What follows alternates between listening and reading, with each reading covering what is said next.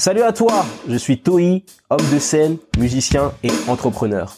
J'ai pour but de percer dans l'industrie du spectacle et d'impacter les vies. À travers ce podcast, je parle de mes avancées et partage avec toi des moyens de percer et de réaliser tes rêves. On parle de développement personnel, de stratégie pour réussir et de lifestyle. Bonne écoute. Simple question, parce que tu m'as dit que tu t'es lancé dans ce business avec un ami, en quelque sorte. Est-ce que sur le long terme, avec le recul que tu as, c'est une bonne chose de faire des business avec des amis ou pas? Quels sont les avantages et les inconvénients?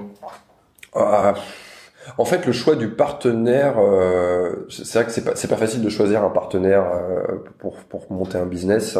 Et il y a des gens qui vont toujours te dire, faut pas le faire avec des amis, faut pas le faire avec la famille.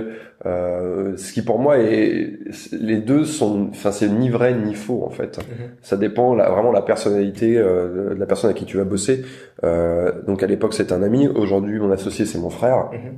Donc tu vois c'est ma famille. Donc c'est pas forcément une mauvaise chose, ça fonctionne très bien pour nous. Moi je pense ce qu'il faut plus regarder la complémentarité des gens, à savoir voilà, moi je vais faire une chose, toi tu vas faire une autre chose que je ne sais pas faire et en ça on va bien se compléter quoi.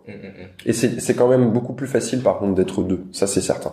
C'est plus facile d'être deux que d'être seul. C'est sûr. Et sur quel point? Déjà ça te donne une motivation supplémentaire. Quand t'es tout seul, livré à toi-même, tu dois être ton propre chef.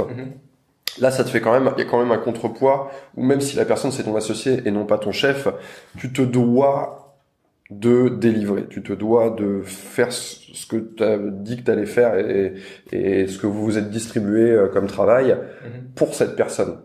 Donc tu vois, ça fait un témoin, c'est comme quand tu dis à quelqu'un tu vas dire à un certain nombre de personnes je vais arrêter de fumer, tu vois, plus tu vas le dire à un nombre de gens, ou plus tu vas dire voilà, je vais sortir mon album ou je vais faire ça, enfin tu annonces en fait. Et donc ça permet de plus travailler tout simplement. Et même t'as un équilibre dans le sens où t'es pas seul à tout gérer, t'as un regard, en particulier quand tu dois faire des choix, c'est plus facile d'avoir un regard, d'avoir quelqu'un, ou alors pour brainstormer, c'est difficile de brainstormer tout seul. Moi, je sais que j'ai toujours eu besoin de quelqu'un pour me renvoyer la balle.